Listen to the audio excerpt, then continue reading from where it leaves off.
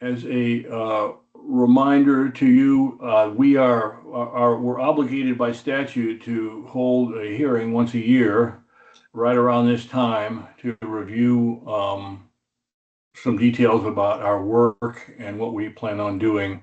And so this first half hour is kind of a carve out for that meeting, the hearing, which we're starting right now, and are welcoming anyone on the call, regardless of whether they're a delegate or not from Maple Broadband. Anybody is welcome, and everyone is welcome to ask questions and seek clarity on anything. We do have a couple more people, but I know some of them are not going to be like Ashley. Hi, Ashley.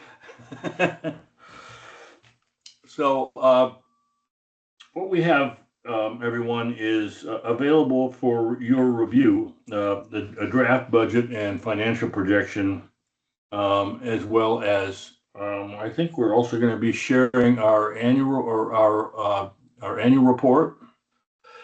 Yeah. Okay. So there's a number of documents that are available for all of you to take a look at and ask questions about. I think we can open the floor to anybody who has any questions about any of the documents that we've filed. And kind of as a reminder, we have we not only are sharing this with you on this call this evening, but we've also sent all of our documentation on our operation to every one of our member towns. It's gone to the town clerks and the select board, so that all the stakeholders in the work that we're doing have access to the paperwork that we're using to reflect not only what we've done, but what we also plan to do. And we do have pretty significant plans again this year. So there's a lot to look at and a lot to talk about, but I will open the floor to anyone who has any questions or would like to look at anything. Steve, if I may just make one comment prior to that, which is that the annual reports for the governing board members was modified from when we reviewed it in October, but the financial pro forma and budget is unmodified. So it's the same documents we looked at before.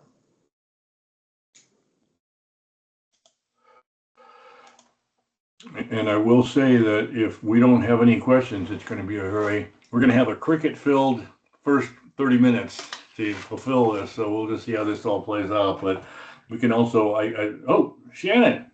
I was just going to raise a point of order that you can leave the hearing open, and then we can convene, once we have quorum, we can convene the regular meeting and conduct our regular business without having to sit there and do nothing for half an hour. But we need to have a quorum in order to open that. And then you can close the hearing at 5:30. We do have 9 of us now. Wait, let me double check. Sorry, we have 8. Yeah, that's my count as well, unless there's someone sitting with Adam at ACRPC. There's not. It's just me. Weather kept everybody in so far.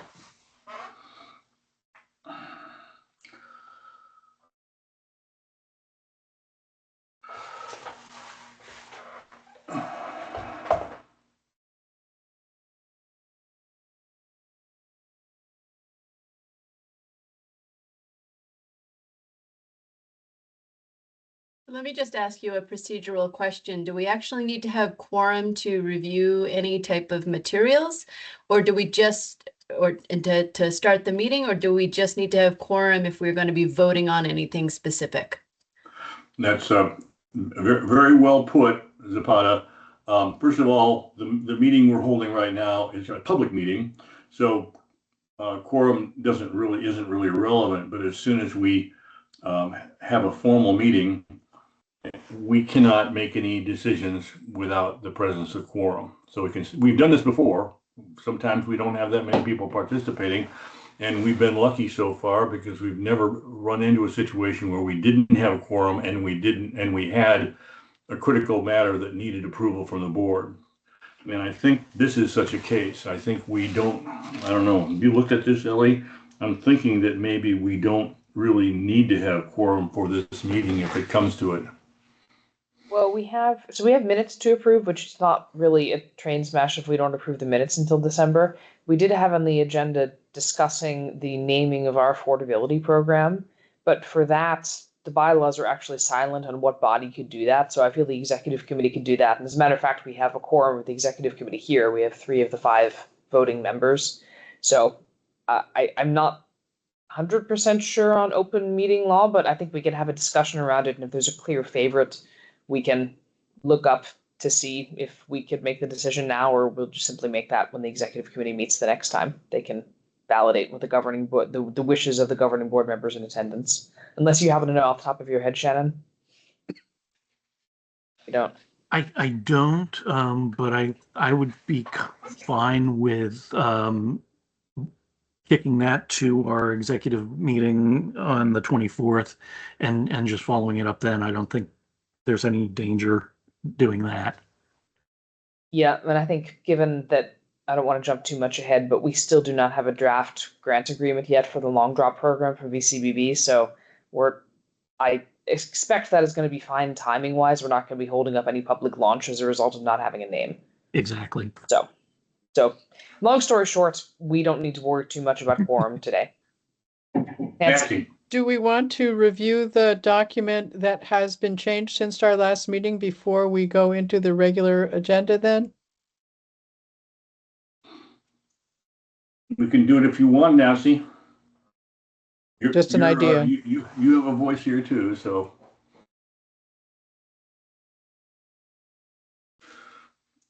I guess if there's no real interest to do it, let me play it back to you to make sure I've got it right here, folks.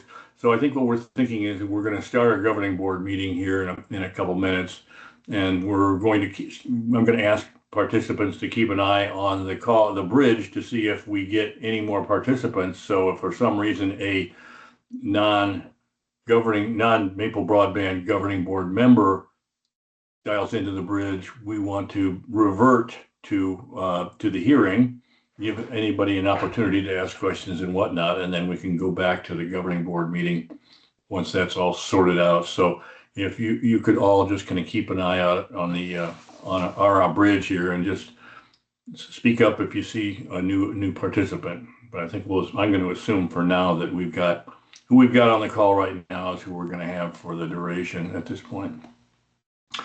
So having said that, I'm going to kind of do things in kind of a curious way here. So I'm going to, with an understanding that we will change courses in midstream if we do have a hearing question or two. But for now, I'm going to call to order the Maple Broadband's governing board meeting for November. And normally we'd entertain a motion to approve the agenda, but because we do not have quorum, we are not going to do that. We are also going to be needing to approve the previous minutes from our October 14 meeting, but we're not going to do that either because we don't have quorum. So far, so good. We're really moving fast here now, aren't we? And then next is public comments. Open the floor. Does anybody have any? And public would include everybody that's on this bridge. Does anybody have any comments? Alrighty. Okay. Then the chair is up, and I did want to catch you up on one of the projects that we talked about, I think, at our last governing board meeting, which was construction work that we were engaged in up on Old Town Road in Ripton. And you may recall that Green Mountain Power is in an ongoing attempt to improve their network resiliency, the resiliency of their electrical network. They're moving anything that's a little bit at risk off of poles and under the ground. And one such example is the poles that run up Old Town Road from the Champlain Valley, run up to Ripton. They are on poles. That route is not really well traveled. It's not an end-to-end route. It's difficult to access. Maintenance is difficult. There is a deep chasm in the middle of that route that cannot be traversed. And so it's kind of a prime case for Green Mountain Power to work with the permitting authority, which is the Green Mountain National Forest people, the USDA, to do some buried work. And they spent years doing this. We've been kind of watching it very, very closely because we want to participate with it. And finally, they the permitting authority, Green Mountain USDA, they finally approved the work. And back in I got a note here. It would have been August, September. It would have been like mid-September. Green Mountain Power had to go up there and begin digging a trench into which conduit would be located. Now, the kind of interesting part of this that kind of changes things a little bit is that this goes back to my own personal experience a few years ago, when I went to put my canoe into Lake Dunmore. At the boat launch, I was stopped by an ANR representative and wearing their green, I think it was a green suit, and they wanted to look at my canoe, and they asked me to flip it over, and they were looking for invasive species. And so, just like that, one of the very first steps to start doing construction up in the Green Mountain National Forest necessitated an inspection of the construction equipment.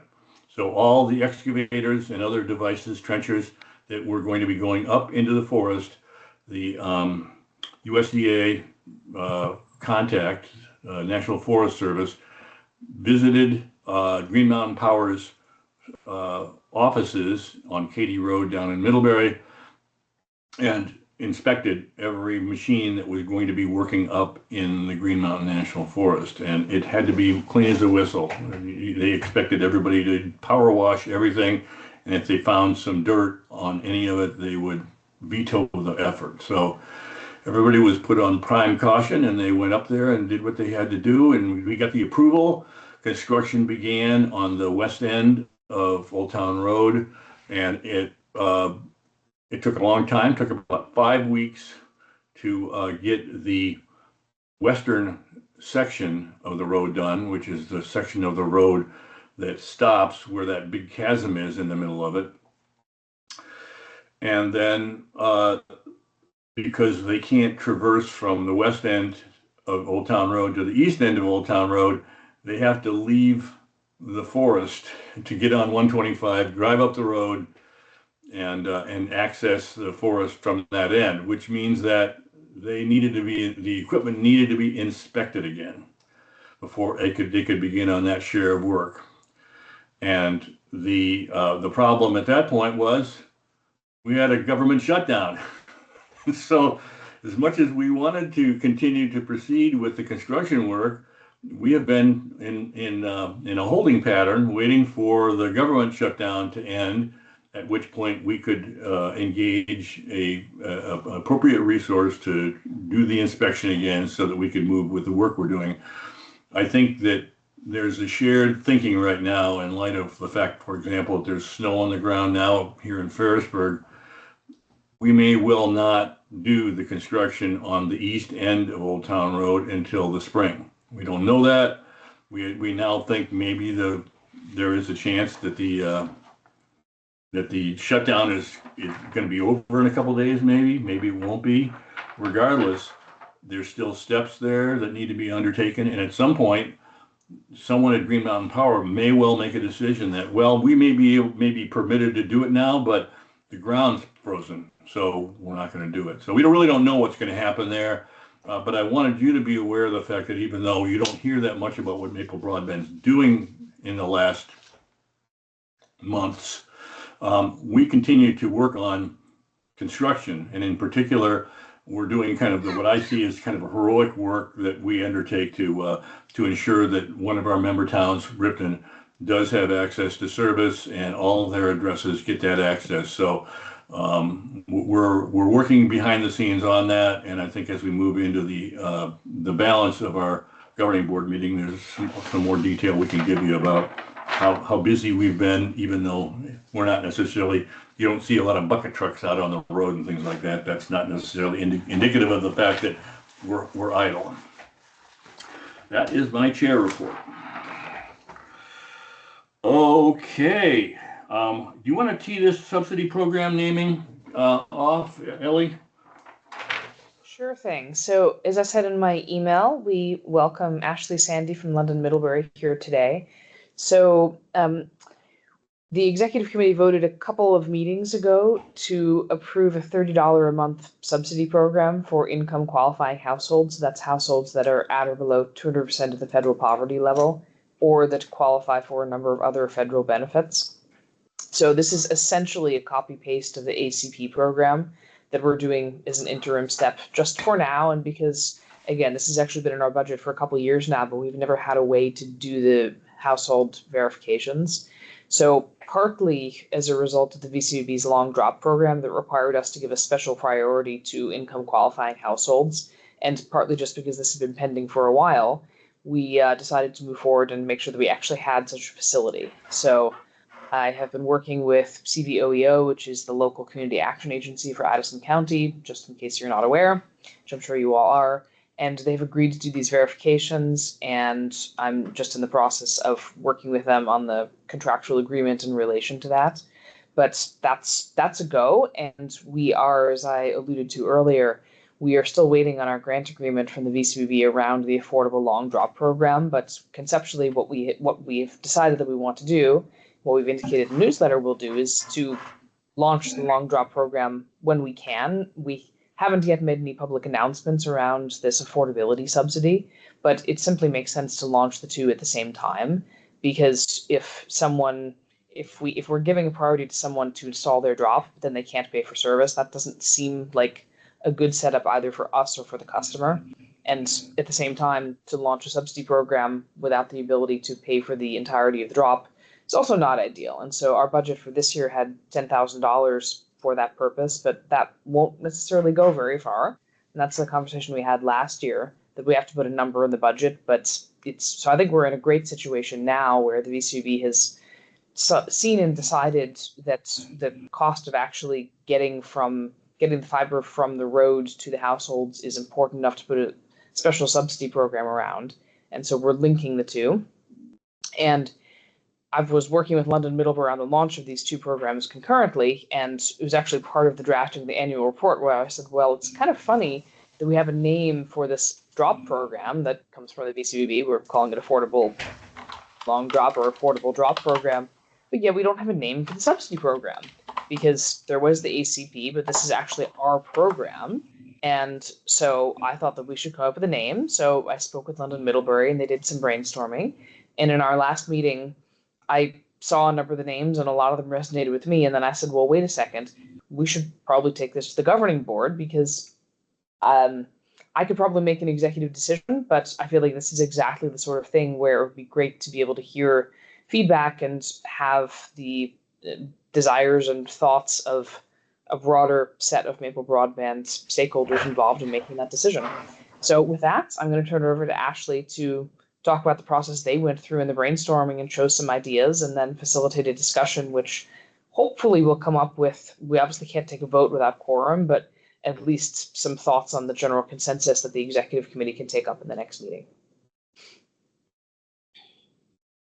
Thanks, Ellie. Thanks, everyone. Nice to see you all. And I think since the last time I saw many of you, I've officially become an Addison County community member. So I'm excited to be talking to you all from our new home in Moncton and on this beautiful, snowy winter wonderland. So that's probably the most exciting thing I'm bringing to the meeting today is how excited I am to be back in Addison County. I'm going to set up my screen share. And Ellie teed this up so nicely that, quite frankly, a number of my slides I think we can be pretty efficient with. Sorry, Ashley, didn't mean to steal your thunder. No, never, Ellie. You always say things more articulately and eloquently than I can, so I'm appreciative. Can folks see my screen? Yeah. Okay. Yep. Wonderful. So yeah, like Ellie said, thanks so much for making time for this important discussion. And we're here to kind of ask you for help in naming this program. And a common thing that we're seeing is that the title screen here is naming our affordability fund. So with a lot of our brainstorming, what really rose to the top is the reminder that there's a lot of research that shows that people are they can be often reluctant to apply for assistance programs due to stigma. And so we want to choose a name that can positively impact participation rates and really make sure that folks know that they can apply for this program, and those that really can benefit from it seek it out. So we want something that feels safe and accessible and really positions this in as basic infrastructure access, just like how we think about roads or we think about electricity. So we don't want this to come off as a charity, and so I want to set the stage with that mindset for you all. So like Ellie said, and I think Ellie, a lot of these numbers are from our past conversations. I don't know if we're still in target for the mid-November launch, and so just kind of putting some of the quick things here. But like Ellie mentioned, the verification, the eligibility process, determination process in partnership with CBOEO. And then right now we have 178 paused customers, and then there's all the active customers too, and that would be the initial those folks we'd be reaching out to them as well as to the public and other media and marketing channels. I would say we're just in terms of timing, we don't yet have a draft grant agreement around the long drop, so hopefully late November, possibly December. But yeah, sorry. Noted. So hopefully Q4 2025, but we know that everyone's working hard to make this happen for members of our communities. So I appreciate that update, Ellie. This is kind of everything that I said. And then additionally, we just want to do our best to avoid industry jargon. So we had definitely played around with things like brainstorming names that included digital equity.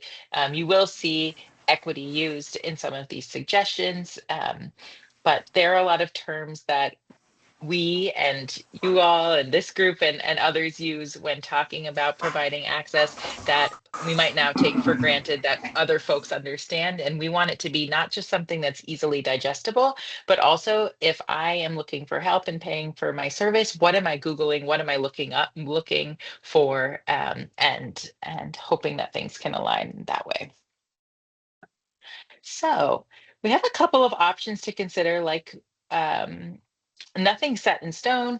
Our brainstorming process was with the full London Middlebury team, creativity. We sometimes, Matt, my partner, calls it creativity on demand if we're in a meeting and everyone has to come up with an idea. So he put this in everyone's calendar and said, this is planned creativity. So take some time and then we're going to do some group brainstorming. So we have a few strong options based on team brainstorming in tandem with reviewing the community feedback principles and the research. And so I want to show a couple of those to you all and get your initial thoughts. So the first option here, Leaf, has nice Vermont character with the maple connection while still being professional. So Leaf standing for Local Equitable Access Fund. The access fund is straightforward and clear, and again, trying to avoid stigmatizing language and frame this as infrastructure access. And using that word fund, which you'll see as a common theme. One thing that we've discussed with Ellie is, can this be something that if funds run out internally with Maple Broadband, is this something we could fundraise for, or a contribution folks could make that help other community members subsidize their broadband access? And so just keeping that in mind when we're naming the program. And then it might seem very too straightforward, but Maple Broadband Access Fund, again, simple and clear, no acronyms to explain. And it's really just telling people that this is a fund to help you access Maple broadband services. We have a couple other options, and the reason we're also bringing it to this group is because we probably had 30 to 35 different ones, and so we're only showing you 4 today. Not necessarily saying that these are the 4 best, but these are 4 that have resonance and maybe will spark some other ideas with you all. So the Community Connect Fund, this is just emphasizing the local community focused mission. And then Bridge, which is the 4th option here, works as both like a simple name. So if we just wanted to call it the Bridge Fund or the Bridge Program, because that's a bridge to accessing, or an acronym if we want to get creative. So broadband resources for internet and digital growth. And of course, like I said, hopefully you might have some of your own ideas. This is a decision we want to help you make. We had a number of other maple and tree and Vermont themed ideas. Um, but a lot of those felt like we were kind of forcing things. So nothing here is supposed to be revolutionary. We want it to be clear, we want it to be simple, and we want it to be something that we can use really easily in communication. So apply for blank assistance, or apply for the Bridge program, apply for LEAF. LEAF can help with your monthly bills. Check it and check to see if you qualify for the Bridge Fund, the Bridge program, or Maple Broadband's Access Fund.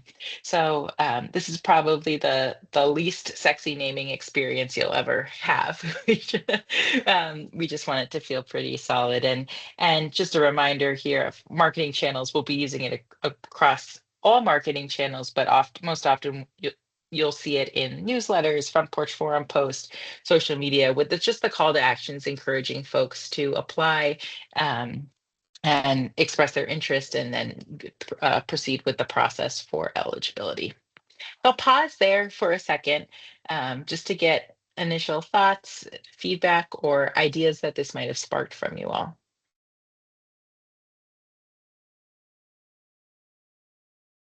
Nancy. I just want to say to start, I'm very excited that we're going to be able to do this.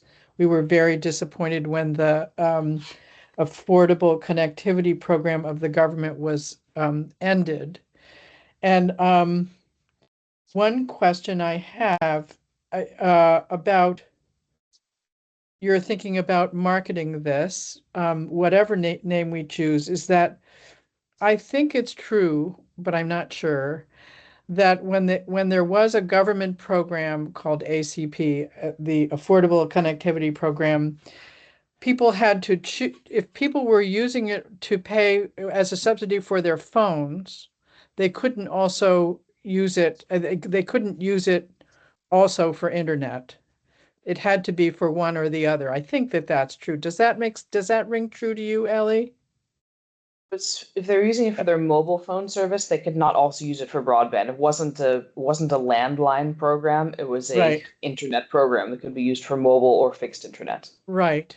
And I don't know if we'll have any folks who, my understanding was a lot of people used it for their cell service, and then it wasn't available to them for internet. And I know that many people were disappointed about that, but I just wanted to make note of that fact. And I think it's true that, this is designed for internet access, right? The program that we're creating. Well, our program is designed to subsidize customers subscribing to Maple Broadband, not customers subscribing to AT&T or Fidium or Go NetSpeed or something like that. So Mhm. this is a subsidy for people who would like to subscribe to Maple Broadband but otherwise can't afford it. Okay. All right. And Nancy, just to clarify, in addition to ACP, there is the federal Lifeline program that still exists out there, which can be designated to either your voice service or your broadband service. And that voice service can be a landline telephone, or it can be mobile. Oh, I didn't The realize that. challenge, right? Maple Broadband's not the ETC, which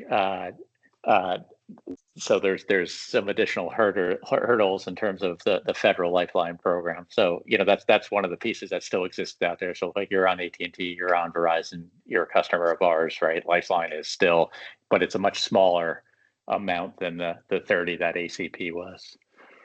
Yeah, it's $9.95 a month, if I believe, and the regulatory requirements for being able to accept that are Crazy. quite steep. So we do not intend to participate in Lifeline at this time.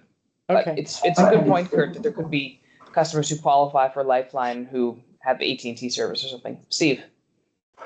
Yeah, I just kind of want to intervene here. The gentleman who was just speaking is Kurt Grundling. He's the Vice President of Marketing for WCBT. Ellie and I work with Kurt pretty closely on a lot of things that we've been involved in since we got started. So he's a sharp individual, and he's also a really excellent go-to resource as it relates to marketing. It's something he's been doing for a long time. It's a passion for him, and we're grateful to have him supporting us. And I guess while I have the floor, I guess the only general comment that I would have, Ashley, is that I'm kind of generally not in support of acronyms that you have to work hard to spell out properly and things like that. So there was, I think, two of them that that I think it might be too complicated. And so if I had to choose between the others, my two options would have been the Maple Broadband Access Fund or the Community Connect Fund. I think they're both excellent options, and I'd be supportive of either one. Thank you, Steve. Appreciate that. Zapata, I think I saw your hand go up first. Yeah, can you just bring the names up again? Because interestingly, I kind of have the opposite opinion than Steve. Is that today's day and age, everything is done in acronyms, and it provides I'm not going to say a safety net, but it provides a degree of anonymity, as well as a quick and easy way to convey longer names. And when doing advertising, sometimes having those shorter names is really a nice option to have. Number 3 just feels like such a big mouthful, to be honest. I really like the idea of the leaf, just because of the continuity of our theme and logos and the communications we've set up so far. The bridge fund, I like what it means, and the fact that it can be interchanged with fund or program. But I would be less inclined to go with number 3. Thank you, Sabata. And I appreciate you calling out the mouthful of number 3, because while we do like Community Connect Fund, it would, if anyone was talking about it that wasn't us, they would have to say it's Maple Broadband's Community Connect Fund.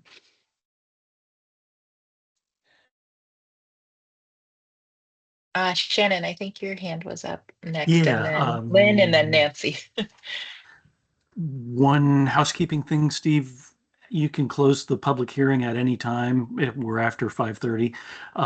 But then for the names, I'm in agreement with Zapata. I love Leaf. I think that's great.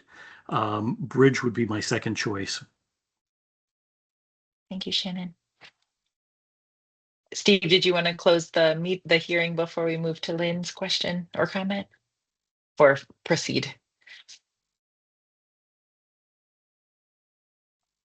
Steve, you're muted, Steve. Sorry about that. My recommendation would be why don't we work our way through this particular topic, and then we can close the hearing. Great. Lynn? I just was going to say that I love Leaf. I think it's easy. Sometimes people just remember the acronym, they don't remember exactly what it means. And from a marketing perspective, I think, I'm not a marketing person, but what I would imagine is there's a lot you could do with that in terms of getting people's attention to even check it out.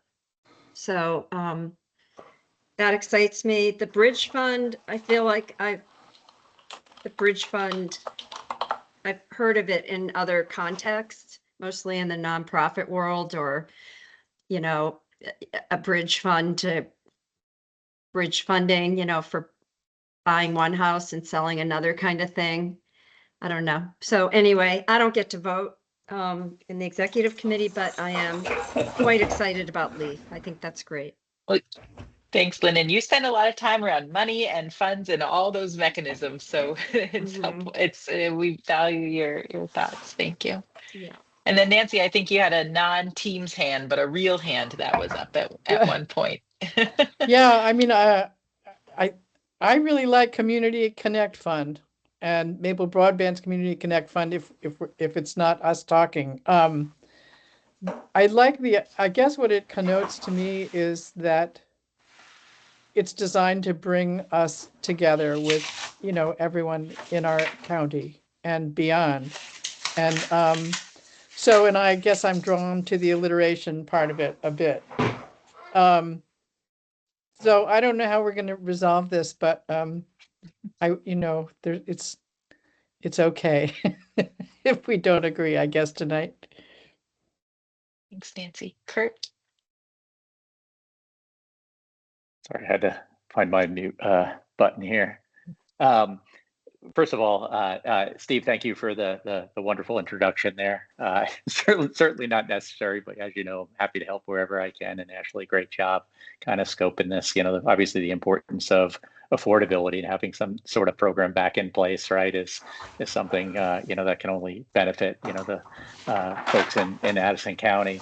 So a couple of things that we've learned certainly, over the course of rolling this out, multiple times, not only with the Lifeline program, ACP, but also NEK and CB Fiber, right? They have their own, and they've changed the name a couple of times. I think they're on their third iteration. I can't remember right off the top of my head, what the name of theirs is now, because I had to change it on the bills again.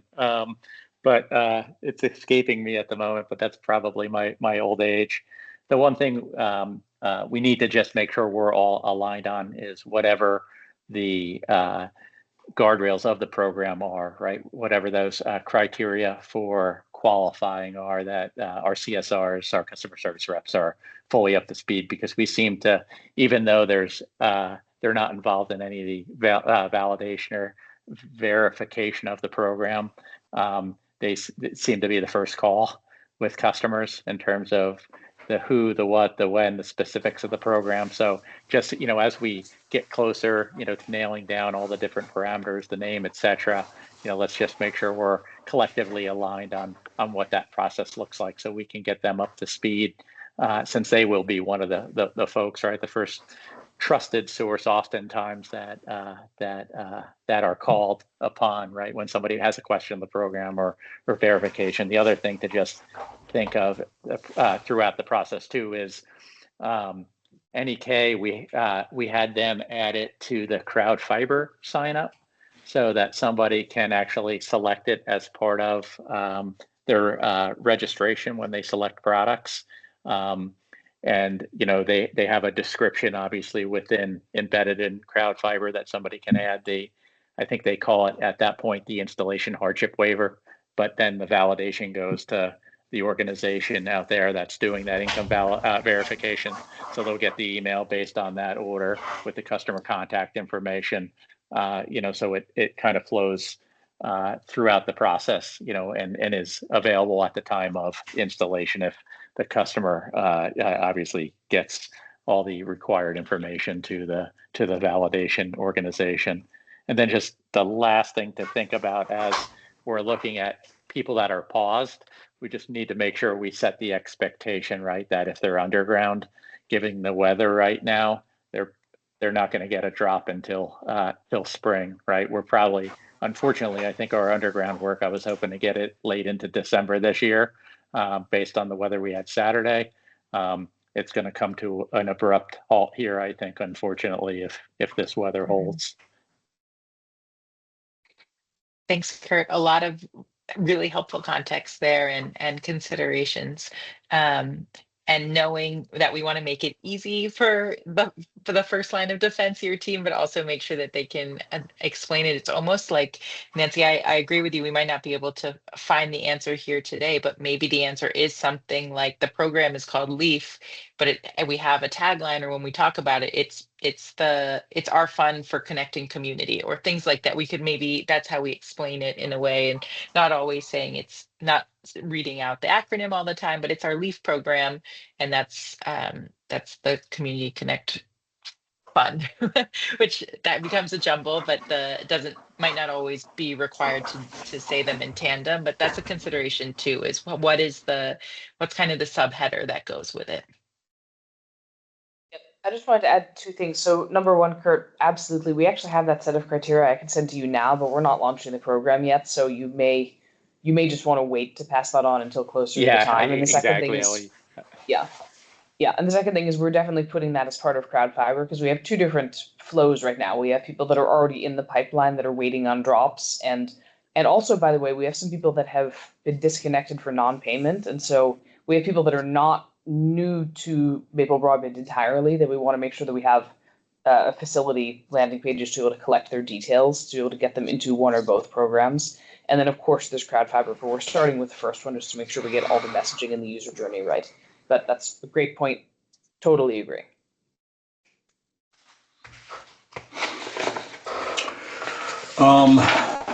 There's two ways we can approach this. Since we don't have quorum, as you know, we could have a little straw poll if we wanted to do that. Another option occurred to me, and I remember doing this way back when we were trying to figure out a name for Addison County Communication Union District. We used a little tool that's available on Microsoft 360 that will allow people to log in and make their own choice. So we could also do something like that. At worst case, I think that we can just acknowledge those options, and you could also, I think maybe we need to firm it up. I don't know. What do you think, Ellie? I guess I'm wondering if we can get the executive committee, who will no doubt have quorum at our next meeting. Could we delegate this decision to the executive committee in the absence of quorum at the governing board level? I'm not sure this is necessarily a governing board item anyhow. No, the bylaws are silent on this. I think the executive committee could decide. I mean, quite frankly, probably I could decide because we don't have any rules around it. But I think the executive committee can make the decision, and it's up to the will of of the governing board, whether you want to take a straw poll now or do something online to include people who aren't here. Yeah, my 2 cents as a delegate is that the latter is probably better because we have a really light attendance tonight for whatever reason. Nancy. One suggestion I would have, it unless you've done it already, is to run it by the folks at CVOEO and see what they think. Because they deal with folks who are going to need the subsidy, and they work with those folks all the time. So they may have some strong feelings about what would work best. I mean, maybe not, but it would be nice to get that information, I would think. That's a great idea, Nancy. I had not thought of that, and I will happily do that and bring that to the executive committee. Let's, I'm going to make a chair decision here and just say that since we don't have quorum, straw poll may not be very productive. I think what we want to invite everyone on this call to reach out to Ellie and or me if you have strong feelings about this, and this is regardless of whether or not you have a vote in the governing board, like for example, Lynn and Adam and stuff like that. You folks just welcome to give us your feedback. Reach out to Ellie and me in the next few days. We're going to be meeting, the executive committee will be meeting in a couple weeks, and we can put this topic up on the agenda, and we can, make a tentative decision and take into account Ellie's talking with CBOEO, see what they think about it, so that we kind of have a good broad spectrum of stakeholders to take a look at it. Does anybody sound okay to everyone? Anybody object to that? Okay, all right. Well then, with that, I guess, first of all, Ashley, thank you so much for stepping in here and helping us understand the options in the process. You obviously put some time into this and really thought it through, and that really makes a difference to us. So thank you so much. We'll be closing up our hearing, and we'll be moving on to our agenda. So thanks again for attending, Ashley. Thanks, Steve, and everyone. If you have to travel, please be safe out there. Have a good evening. Bye. Thank you. Thanks. Okay. Grant updates. I think this is another De Villiers item, Ellie. Bead and long drop. Yeah, I don't have too many updates. We are still in a holding pattern, the state of Vermont, and last I checked, no states had received any final approval from the NTIA in their final proposal. So, but we are still waiting on that. And the long drop programs I mentioned earlier, there's been no update since the last governing board meeting, which happened the day after the VCBB's meeting, in which the board voted to approve our grant request. So we are still waiting on a draft grant agreement from staff. And obviously, until we actually have a signed grant agreement, we can't launch anything. So not the most exciting updates in the world, but that's where we are. Yep. And as we've no doubt reminded those of you still on the call that, you know, we expect to receive some kind of notification from NTIA by, say, mid-December. But even if we get a positive indication from them, there's multiple intervening steps that have to be resolved before we are actually officially, going to receive construction funds. So it's a bit of a long haul to get this sorted out, especially since we're doing our level best to anticipate the best and do a lot of preparatory work that will put us in a good place when we really have certainty about construction work that paid for by BEAD. Financial dashboard. Is this you, Lynn? Nope, this is me. Nope. This is me. All right, so let me make this a little bit bigger and go ahead and share.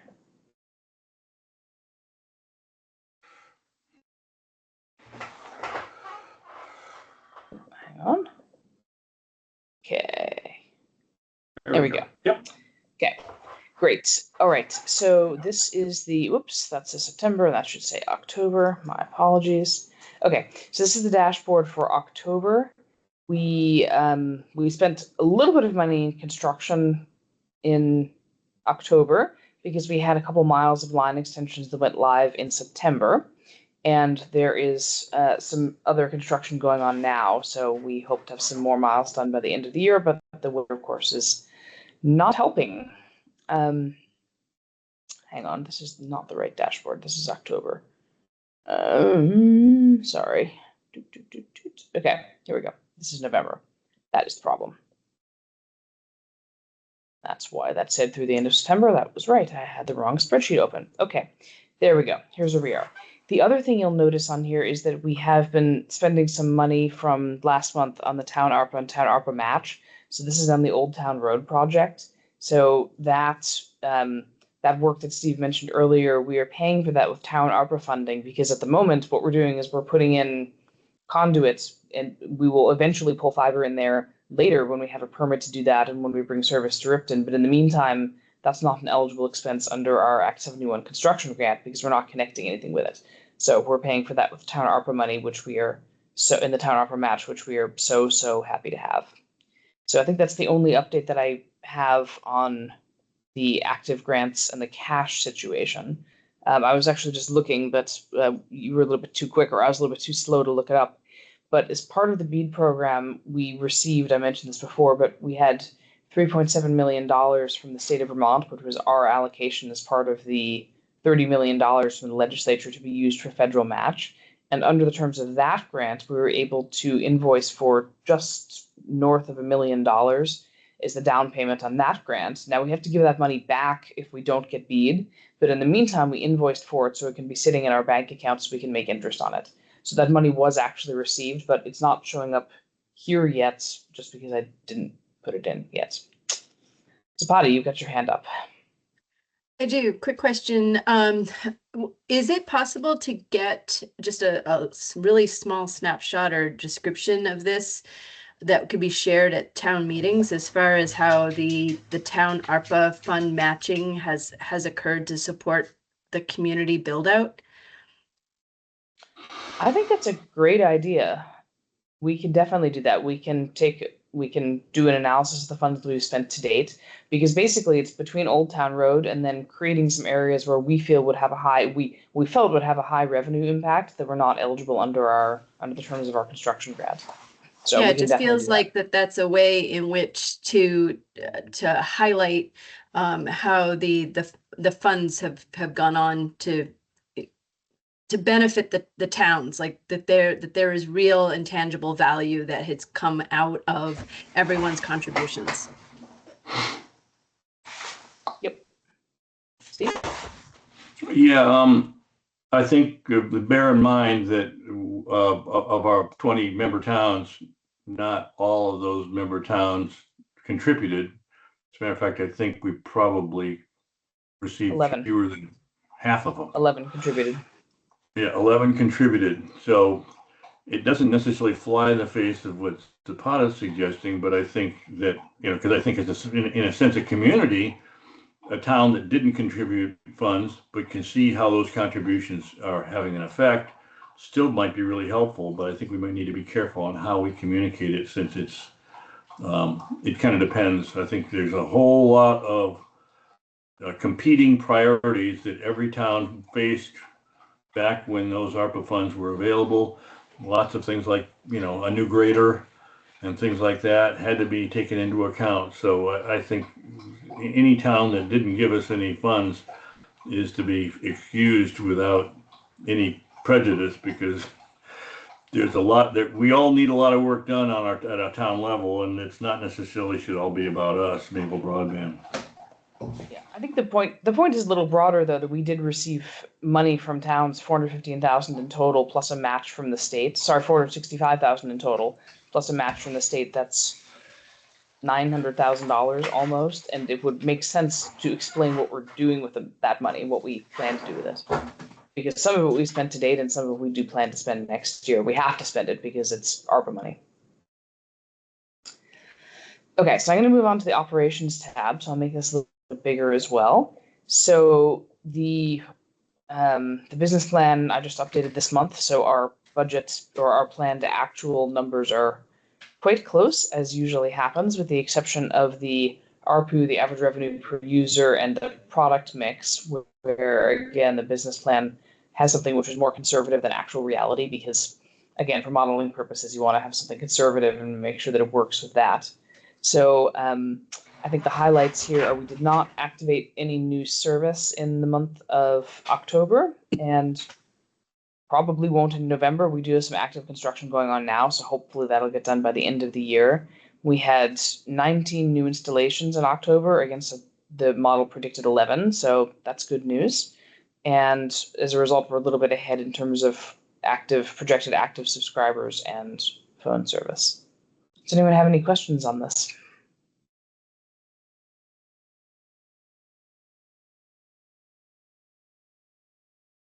Okay, hearing none, I'm going to stop sharing.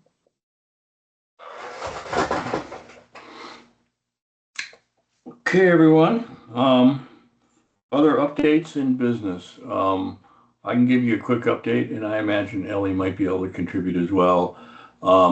We've, based on our current status with regard to BEAD funding, successful BEAD funding, we believe we're on, their prospects are good for us to receive BEAD funding, which will be a huge financial injection and help us towards our goal of universal service.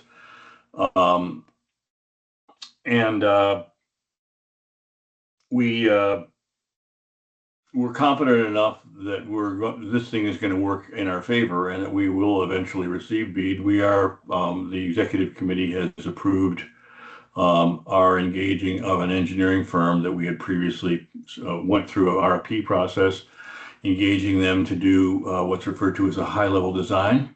Actually, we engaged them to do the full-fledged design, all the way from high level down to detailed design, specifications, etc. So basically, the deliverable ultimately that we'll be seeing from that engineering firm is documentation that can be put out to bid.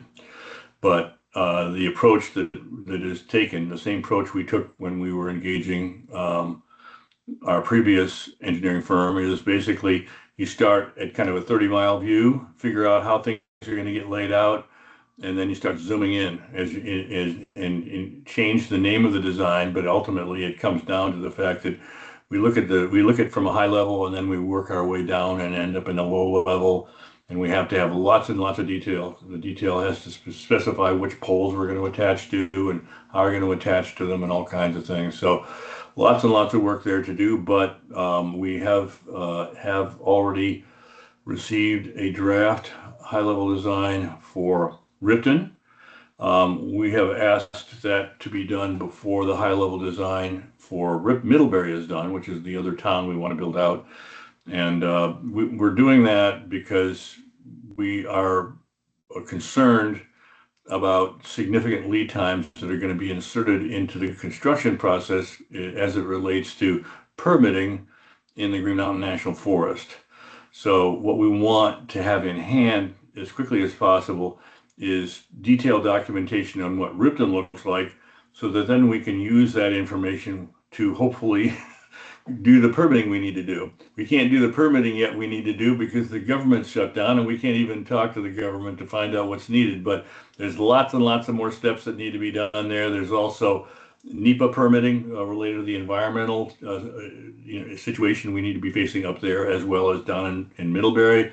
So there's lots and lots of stuff to do. But Ellie and I are meeting with the engineering firm on Friday to take a look at our first pass of comments to their design. I think it's probably at about a 90% level at this point, and with any luck, we can give them approval. Once they have approval on that high-level design for Ripton, then they can move on to this next step, which is a little bit closer to the ground than that high-level design. So we are we're doing our diligence, making sure it's done properly. We're making sure everyone's got sufficient accountability. We've got multiple stakeholders in on this. So again, it's not just Ellie's and my experience. It's also we lean heavily on WCVT to review some of the work that we've done to make sure that they're supportive of it. And then also we're engaging a qualified engineering firm that has lots of experience doing this as well. So we've had multiple peer reviews as we proceed down this process, not only for the high level design, but each of the subsequent steps are going to be subject to peer review of one form or another. We want to make sure that we've got good, strong accountability. Ellie, any other thoughts on updates? Maybe the other work we're getting our construction company to do this year?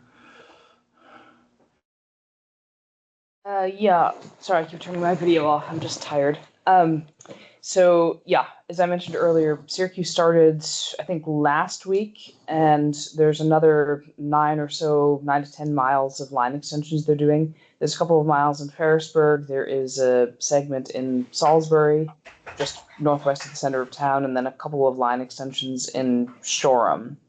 And so we haven't had a call with them, especially since the weather started, but the plan is to get all that done as soon as possible, hopefully this year still. And essentially that scope is going to help us, was going to get us to the point of crossing the finish line around our construction grant obligations, because we've exceeded already earlier this year even the number of passings that were required by our grant, but we were a couple of miles short. And we just held up pulling the trigger on where those final miles would be until we had a sense of which way BEAD was going to go. So I think that's all good news, and I look forward to getting that done and getting the inspection done and closing out the construction plans and moving on to the next thing. Nancy.